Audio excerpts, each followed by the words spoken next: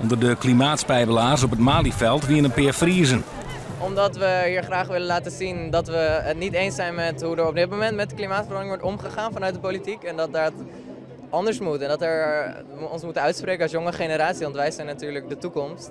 Dus wij moeten ons daar tegen uitspreken, vind ik. In Drachten wie er een protestactie. Er zijn 150 ben van het Liutger en het Drachtster Lyceum maken van de mooie spandoeken met teksten als Save the World. Opdracht voor het klimaat! Ze roepen machinaal naar het centrum van het dorp om daar te demonstreren en handtekens te zamelen.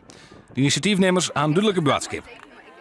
De mensen die nu in de overheid zitten, in de regering en het parlement is ja, over 50 jaar die leven dan net meer waarschijnlijk. En wie zit er dan bij de problemen? Wie had dan het probleem van ja, oh, al die overstromingen. Oh ja, maar ja, dat die we 50 jaar oorskinden dan. Ja, wij hebben echt de toekomst en we zijn ook de toekomst en dat willen we nu ook laten zien.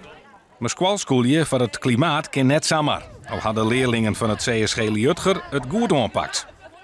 Nee, dat klopt. Ze hebben zelf het initiatief genomen. Ze zijn naar de gemeente gegaan. Ze hebben gevraagd of ze een vergunning moesten aanvragen. Eigenlijk ben ik heel erg trots op onze leerlingen. Dat ze zich zo verantwoordelijk voelen voor het klimaat. En dat ze dit met elkaar hebben opgezet. De band heeft vanmiddag een petitie onder de gemeente Smellingelaan. Wethouder Pieter Ruiter er wie is mij. Ik heb betjutterd dat de jongerijn squallen je het mist ha. Dat is jammer. Maar als je diep in mijn hart kijkt, een dag kunnen ze best missen. En een mooiere les maatschappijleer dan voor je eigen toekomst opkomen, kun je mensen niet toewensen.